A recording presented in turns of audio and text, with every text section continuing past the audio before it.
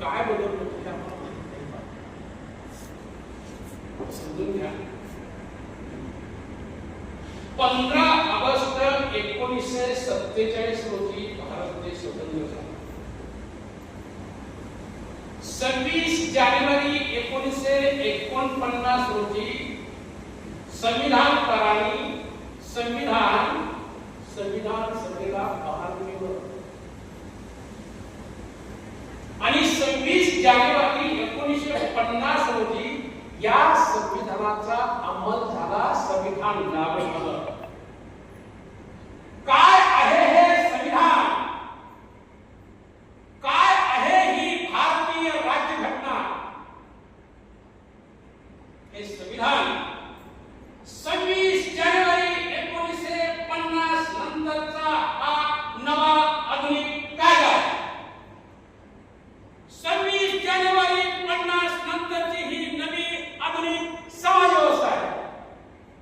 याचा अर्थ 26 जानेवारी 1950 च्या पूर्वी इथे एक कायदा होता, इथे एक समाज व्यवस्था होती. तो कायदा कोणता होता आणि ती समाज व्यवस्था कोणती होती आणि त्यानं आमचं काय नुकसान केलेलं आहे? जो कायदा होता तो मनुस्मृतीचा कायदा होता आणि जी समाज व्यवस्था होती ती मनुस्मृतीची समाज व्यवस्था.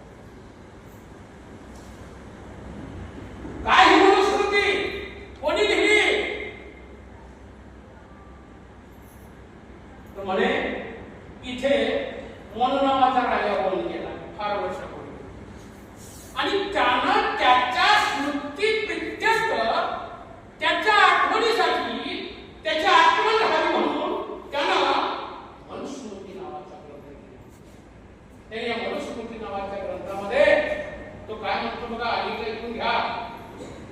मनुस्मृती नावाच्या ग्रंथामध्ये म्हणतो देवाचा रे ब्रह्मदेव आणि ब्रह्मदेवाच्या मुखातून पहिल्या वर्णाचा जन्म झाला म्हणून विद्या घेण्याचा आणि विद्या देण्याचा अधिकार पहिल्या वर्णाला.